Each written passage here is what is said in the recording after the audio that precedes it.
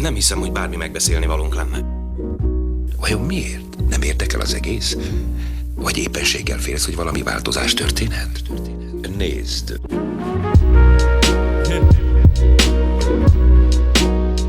Jön a változás.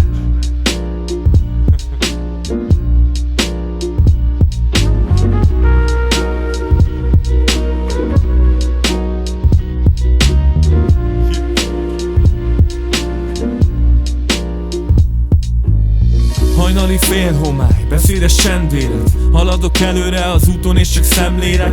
Mögöttem sötét sikátorban zúgó emlékek. Akkor még nem hittem, most már nem félek. Egy régi ismerősön szembe arcán közöny. Mosollyal intek neki, de vissza nem köszön. Sok minden változott, most nincs közös a sorsunkban.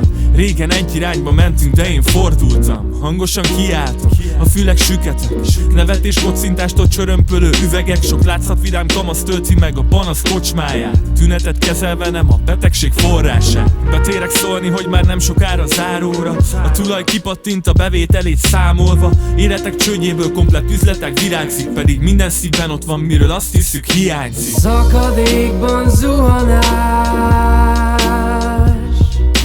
repülésnek tűnhet.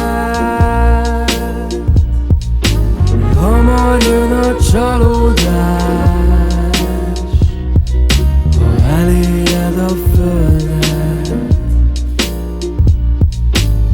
Keskeny az ösvény, de én megyek tovább töretlenül. Sok kívülről fiatal kortársam már öreg belül. A keserűség érződik mindenki szavain. De csinált fordítva légy Darth Vaderből Anakin. A pirkadat lassú, az éjjel nem egyből ér véget, de fény váltja fel a hosszúnak tűnő sötétséget. A csendtől megszépültek sokszor látott koszos utcák. Hajnali szél fújja tisztára életem poros útját. Pár kósza gondolat még most is visszafordítan, de tisztán hallom a hangot, ami már szólít haza. Többé nem dugom be a fülem, ahogy eddig tettem. Magamban kerestem a megoldást és nem Istenben, de aztán megismertem. Láttam, hogy előttem meg, akit megfeszítettek, de még sem öltek meg. Őt követtem a sötét sikátortól idáig. Jézus az út, a fény, mi egyre jobban világít. Szakadékban zuhanás